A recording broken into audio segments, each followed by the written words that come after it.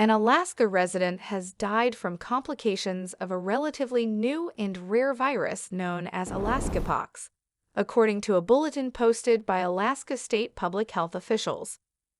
The Alaskapox virus was first identified in Fairbanks, Alaska, in 2015, according to the Alaska Department of Health. Since then, there have been only 7 cases reported in the state, according to the state health department. This is the first case of an Alaskapox infection, resulting in hospitalization and death ever reported.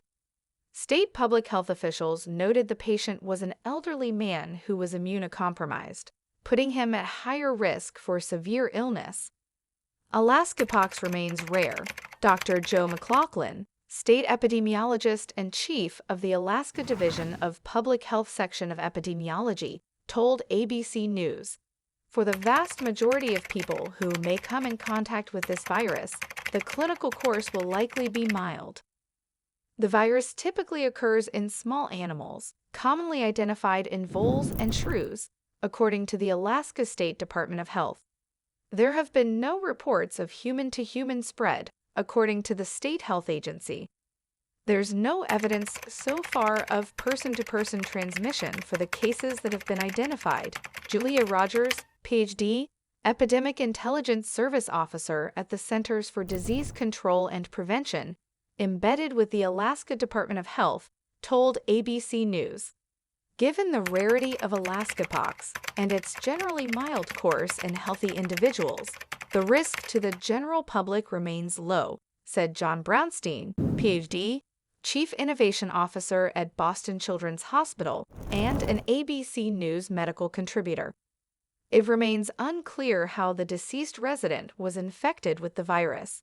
They lived alone in a forested area and reported caring for a stray cat, which later tested negative for the virus, according to the state's bulletin issued Friday.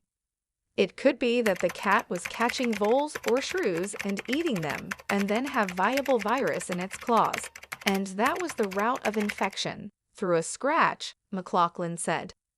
Over a span of 6 weeks, the patient had visited his doctor and local emergency room for a lesion, and was prescribed antibiotic drugs, according to the bulletin.